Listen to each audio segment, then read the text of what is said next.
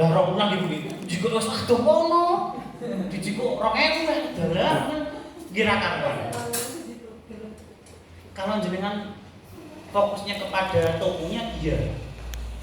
Tapi kalau fokus jenengan kepada pemilihnya beda isinya. Kalau ke orang itu biasanya isinya paling ala 30.000 lah biasanya.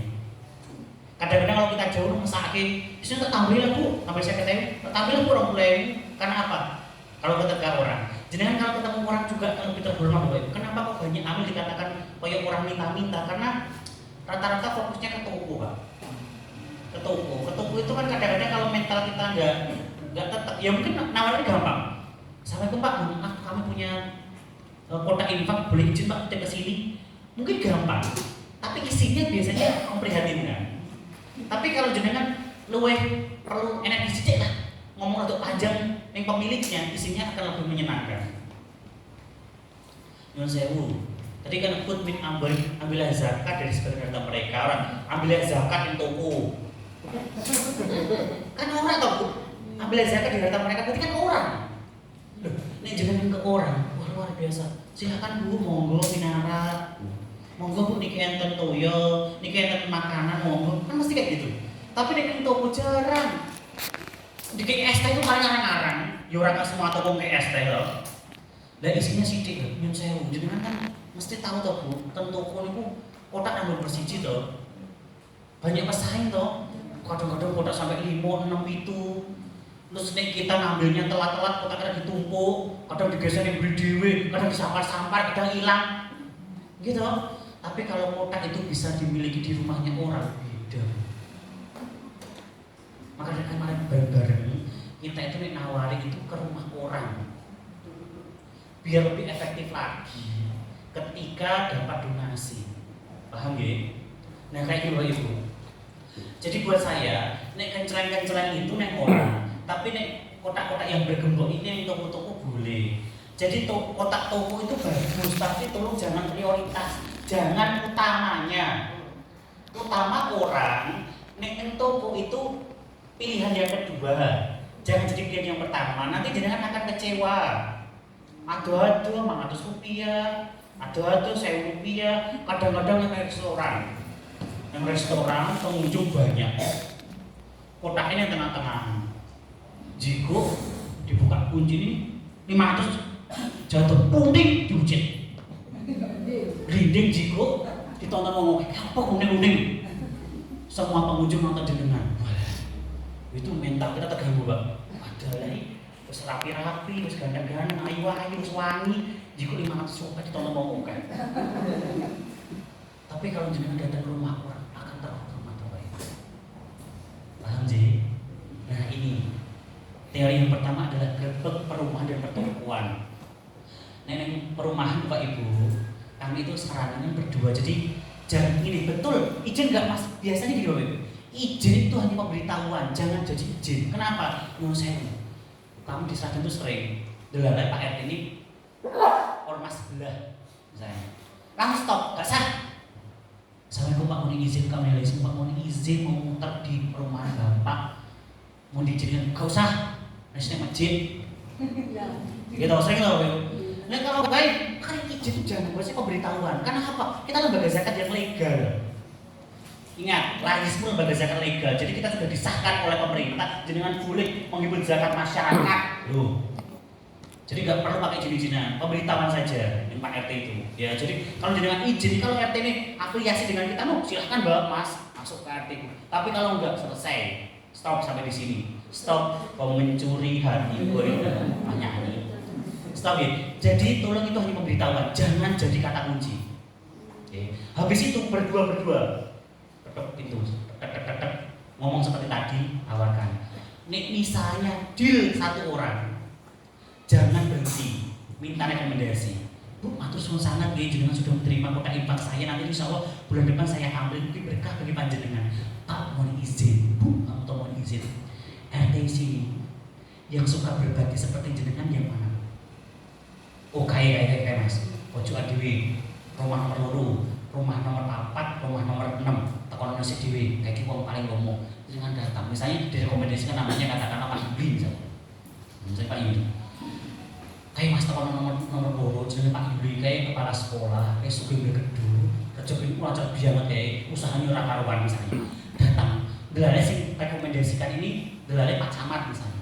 Langsung ketemu, Assalamualaikum, mohon izin. Oh iya, siapa Mas?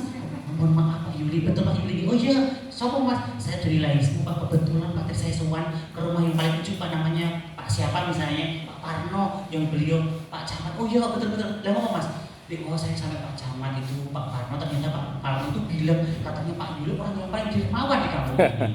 Maka saya datang ke rumah panjenengan Pak, mesti pergi Pak jenengan. Direkomendasikan kalau Pak Camat. Nah, rekomendasi itu penting. Karena orang Indonesia itu ego tuh Bu. Ini udah rekomendasikan kayak ibu kata orang paling sugih. Aku kok ditekani, cetir no, paling gak mungkin. Rekomendasi Bapak PCN itu penting. Dengan datangi ke orang kaya, cepat ke Muhammadiyah, saya rekomendasikan Pak PCN. Pergi mau mesti rekomendasi gitu. Jadi nanti rumah 1 ketuk, rumah 2 diketuk. Makanya itu kan saya minta kenapa harus berdua. Rumah 1 ditolak, rumah kedua ditolak, rumah 3 diusir, rumah 4 boleh. Ini kadang mau usir ditolak terus tak kuat mental jenengan. Ini dewi tenan. Tapi ini berdua aman. Aku yang ditolak bareng-bareng, aku gak mau kuai bareng-bareng. Tapi ini dewi yang gak kuat tenan. Ditolak-tolak itu gak kuat. Jadi saran saya, nek itu berdua Bapak Ibu, tenan itu. Jaga mental. Kalau ngambil donasi sendirian gak apa-apa. Tapi kalau pas cari donatur berdua, berdua, biar aman mental jenengan. Paham ya? Strategi pertama menggunakan pola door to door. Tapi minimal berdua, biar mentalnya terjaga. Paham? Habis itu tolong cari rekomendasi. Syukur-syukur nanti misalnya dengan delalain kenalan panjenengan tuh RT. Wah enak banget itu. Sudah RT, jenengan kasih titipikan, saya jawab rekomendasi. Wah Pak RT saya rekomendasikan, enak banget. Atau tokoh setempat, wah itu enak banget. Paham ya? Ini sangat efektif Bapak Ibu, kami lakukan. Juga tradisional banget. Tapi tradisional kalau nggak pakai pola kayak gini biasanya juga tidak terorganisir. Betul, asal jalan. Bahaya asal jalan itu. Kalau kayak gini kan enak, ada rekomendasi, ada arahan, minimal berdua lebih aman mental kita. Lanjut. Yang kedua ini juga sangat efektif Bapak Ibu. Sosialisasi ke pengajian. Jadi Bapak Ibu, ini loh. Ini seorang Roni saja. Ini iso ngisi pengajian, ini ibu Aisyah. Ini ibu sosialita, itu bapak-bapak MU. Ya pede saya ngisi, loh sedekah ora urusan aku. Nah waktu itu Bapak Ibu, ini oke, pas naik MU itu juga sama. Saya ngisi pengajian, tak tampilkan kegiatan lain yang orang-orang yang pernah dibantu. Masyarakatnya yang ngomong MU tiba-tiba sekemeruyuk arep itu donasi. Terus siap-siap ngomongkan saya lajismu. Lah ternyata pengurusnya masjid itu lajis numpak. Saya dikira, saya mas. Ya jangan nungguin mas. Nek nungguin jamaah aku pindah lajis kabeh. Jadi postal ketuk hatinya ngomong NU wis pengin pindah ning lajismu. Gara-gara saya tampil ternyata lajismu lebih transparan, lebih terbuka, lebih aneh wujudnya lah ngono. Pengen donasi ning lajismu, Pak. Terus pengurus NU gara saya, "Ojo sik masuk, metu. Neng jowo disere, ojo ngono Mas. Kowe tak kok nyampe, iki ojo malah mbok jare donature. Lah nek ngono lho langsung piye? Kita nggo masjid kok ngono. Sampai kayak gitu, Pak, waktu itu. Nah, saya contohkan pengajiannya.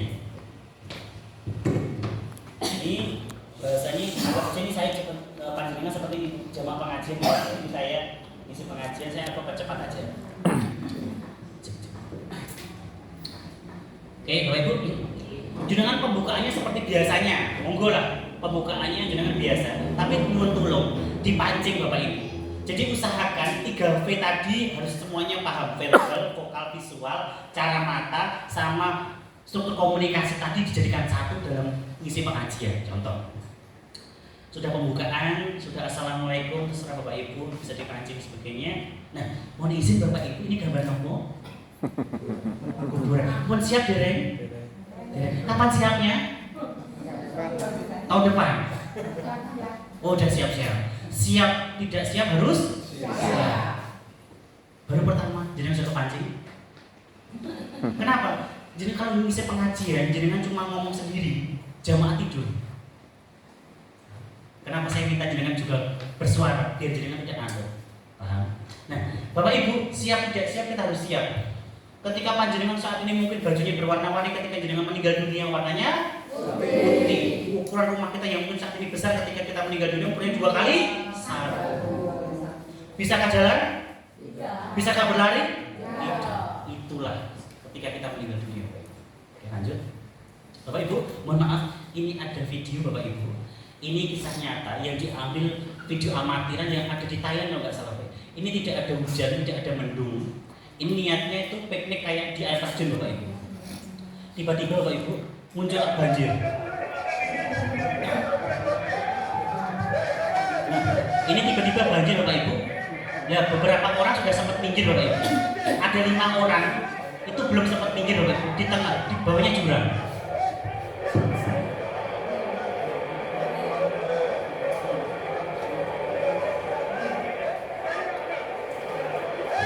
Nah, 5 orang ini belum sempat minggir Bapak Ibu. Nah, belum sempat minggir ya. Dan ternyata airnya tambah besar Bapak. Padahal tidak ada mendung, tidak ada hujan Bapak Ibu. Tiba-tiba banjir. Ternyata di air terjun, dia di atas. 5 orang berkumpul di tengah-tengah Bapak Ibu. Dia berharap supaya selamat. Ternyata bawah jurang Bapak Ibu. Dan airnya semakin besar Bapak Ibu. Arusnya semakin deras, arusnya semakin besar. 5 orang ini berkumpul di tengah-tengah. Tiba-tiba satu orang terpleset Bapak Ibu.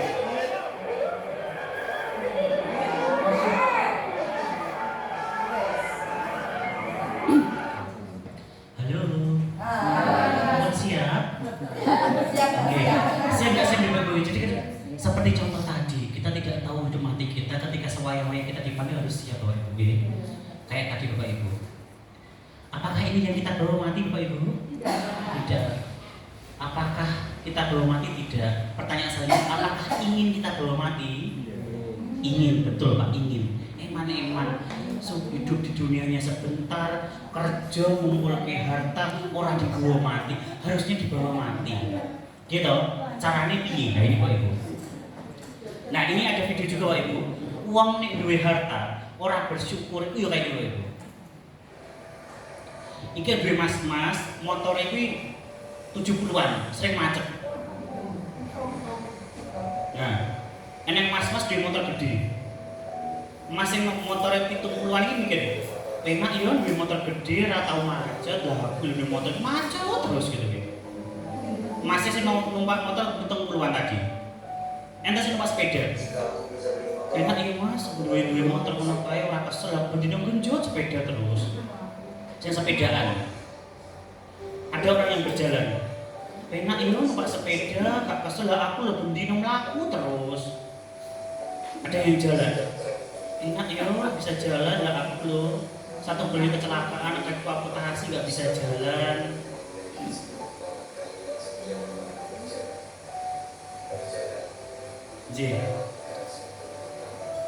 Hidup yang kau keluhkan terkadang menjadi kehidupan orang lain yang ingin. Betul nih. Jadi ketika kita itu kadang-kadang nek urusan harta Bapak Ibu, ampun ngantos ndangak. Nggih. Nek jenengan urusan harta ndangak kesel, pegel. Enake kurang keju. Nggih. Lah nek urusan harta dinglo, Pak. Oh ya Allah, ternyata ning isaku ora tuku motor, aku tuku motor. Oh alhamdulillah, aku tuku motor, aku tuku mobil. Dinglo. Nek urusan harta dinglo, aja ndangak. Nek urusan ibadah ndangak. Masya Allah, Bapak itu rajin, ya sedekah, aku tak pengen. Nah, ini urusan ibadah ndangak, ini urusan harta dulu. Nggih, ojo diwalik. Paham nggih? Lanjut. Bapak Ibu, rukun nah niki Bapak Ibu, ketika panjenengan sudah meninggal dunia, semua amal ibadah terputus loh Bapak Ibu. Jadi hanya 3 perkara yang ketika kita itu meninggal dunia senantiasa mengalir. Yang pertama ada sedekah jariah, yang kedua ilmu bermanfaat. Saya doakan mugi-mugi Bapak Ibu mendapat ilmu jenengan praktekkan jadi ilmu berbagi panjenengan. Amin. Saya doakan Bapak Ibu memiliki putra putri yang soleh dan solihah. Senantiasa mendoakan ketika kita meninggal dunia. Itu ya. Nah, penting diapresiasi, didoakan juga jamaahnya. Ini saya anggap seperti jamaah, saya pancing ini ya. Nah, yang kita bahas Bapak Ibu di pengajian sore hari ini adalah Nah Bapak Ibu, ini tergantung ketika waktu mengisi pengajian yang panjang jenengan bisa menjelaskan detail. Tapi kalau cuma dikasih waktu pendek buat panjang-panjang, simpel sini saya sampaikan versi pendek saja untuk mengisi pengajian. Nah Bapak Ibu, jadi ketika kita meninggal dunia kan sudah terputus cuma 3 perkara ya, sedekah jariyah, ilmu bermanfaat, habis itu anak soleh. Nah insya Allah kita bahas yang sedekah jariyah. Bapak Ibu, rukun Islam enten pinten? 5 ya. Rukun Islam yang pertama adalah syahadat, sholat, zakat, puasa, haji. Dan ini insya Allah sudah diurutkan oleh Nabi Muhammad secara detail. Ya, kenapa harus syahadat dulu, kenapa sholat dulu, terus kenapa zakat dulu. Nah, Bapak Ibu mohon izin. Nah, surat Al-Zariyat 19 Ibu, jadi sebenarnya harta-harta mereka ada hak orang miskin yang meminta maupun tidak meminta. Jadi menurut saya Bapak Ibu, ketika kita memiliki harta, sejatinya itu ada rezekinya orang miskin yang meminta maupun tidak meminta-minta. Jadi sudah sewajibnya kita menyisihkan itu untuk mereka, karena itu adalah hak mereka di harta kita. Paham sih Bapak Ibu? Lanjut. Nah, kalau panjenengan waktunya panjang, jenengan bisa jelaskan. Bapak Ibu, sedekah itu ada 2, sedekah wajib sama sedekah sunnah. Wajibnya itu zakat, yang sunnahnya itu infak. Ketika waktunya panjang jenengan detail. Paham ya? Ini saya anggap ini seperti sosialisasi pendek aja. Nah, Bapak Ibu, kami datang ke sini itu perintahnya Allah Bu, ambillah zakat dari sebagian harta mereka. Jadi saya datang ke sini itu diperintahkan Allah Bu, Bapak Ibu, untuk misi pengajian memiliki. Karena saya diminta untuk menjemput zakatnya Bapak Ibu jamaah yang ada di sini. Benar ya, Bu? Nah ini kurang lebih perlu dizakati Bapak Ibu. Kalau waktunya panjang jangan jelaskan. Oke. Nah, Bapak Ibu, jadi ketika Allah memerintahkan kita untuk menjalankan, berarti ketika kita jalankan mendapatkan pahala. Tapi kalau perintahnya Allah nggak kita jalankan, tidak kita jalankan, mendapatkan dosa. Nah ini Bapak Ibu, bagi orang-orang yang memiliki harta nggak mau zakat, ini ancaman. Pada hari dipanaskan emas perak dalam neraka jahanam. Ada yang pernah jalan-jalan neraka jahanam? Oh boten nggih, aku bilang ini dari. Lalu dibakar dengannya dahi mereka, lambung mereka dan punggung mereka. Inilah harta bendamu yang kamu simpan untuk dirimu sendiri. Maka rasakanlah sekarang akibat dari apa yang kamu simpan. Bapak Ibu, jadi kalau kita sudah memiliki harta yang cukup gak mau zakat, hukumannya neraka jahanam. Jadi hukumannya bukan neraka yang paling ringan Bapak Ibu, tapi neraka yang paling mengerikan. Semoga Bapak Ibu dijauhkan dari neraka jahanam. Semoga kita dimudahkan untuk bisa berzakat. Allahumma Bapak Ibu, mohon maaf, ketika Nabi Muhammad itu menyalurkan zakatnya melalui amil lembaganya Baitul Mal, maka dari itu Bapak Ibu wajib menyalurkan zakatnya melalui lembaga. Kenapa? Ini Bapak Ibu. Jadi seorang amil itu boleh menjemput zakat dan menyalurkan. Kenapa ini? Yang pertama adalah untuk fakir, untuk miskin, amil, mu'alaf, budak, orang berhutang, fisabilillah dan ibnu sabil. Pertanyaan saya, apakah ada anak yatim? Ini apakah ada anak yatim? Jadi kalau zakatku tak salurkan anak yatim, betul atau salah? Betul, salah Pak. Jawabannya salah. Jadi jawabannya salah. Jadi gini, 8 asnaf tidak ada anak yatim.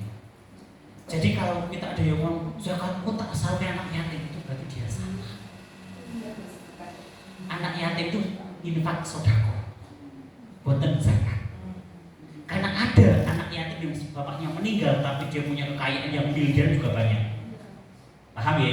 Nah makanya itu zakat itu yang menyalurkan seorang amil. Kan lucu tuh kita donatur, kita muzaki, kok nyalurin zakat ini? Lah kita itu jadi muzaki atau amil? Gitu. Nah maka dari itu harus lewat amil. Nabi Muhammad saja melalui amil. Kalau kita mengakui Nabi Muhammad sebagai Nabi kita, harus kita ikuti. Kalau kita menyangka zakat sebagai kita, umatnya siapa?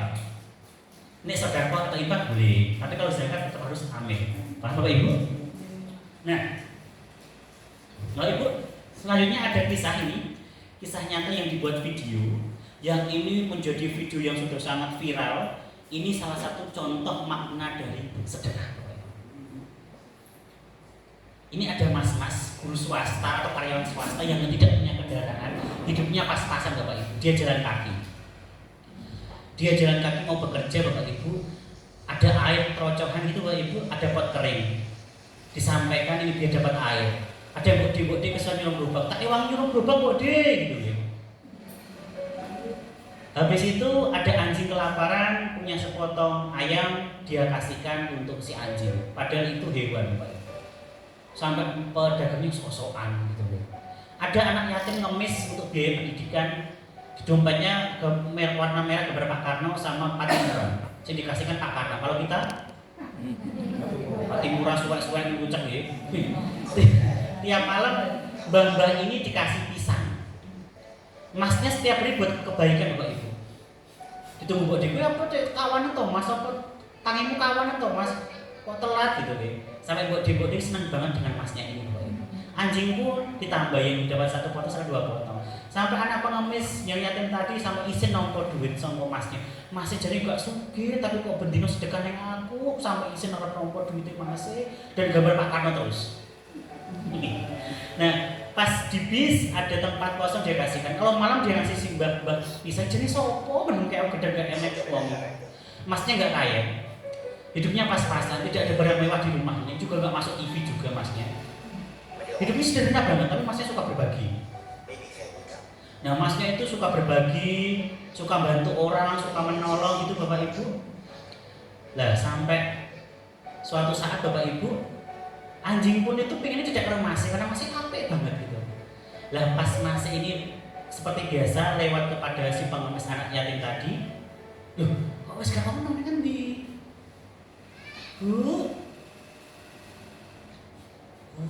Anak yatim yang pengemis tadi bisa sekolah Bapak Ibu. Karena sedekah yang rutin masnya lakukan tadi di kelompok ke anak yatim ini sekarang tuh bisa nyekolah Bapak Ibu. Iya. Nah, kayak ini yang paling senang sih orang yang sedekah atau yang disedekahkan. Semua senang, tapi yang paling senang adalah yang bersedekah. Karena nggak nyangka sedekah meskipun sedikit, tapi kalau istiqomah bisa nyekolahkan anak yatim. Masnya bisa aja, oh lah kowe to Mas, gini Mas, yo Mas yo lah bendino kayak aku gedang Mas, atau seluruhku dewi atus Mas gitu kan. Nah, ini contoh ya, ini video. Sampai anjingmu mengucapkan terima kasih. Wajahnya sekarang berbunga.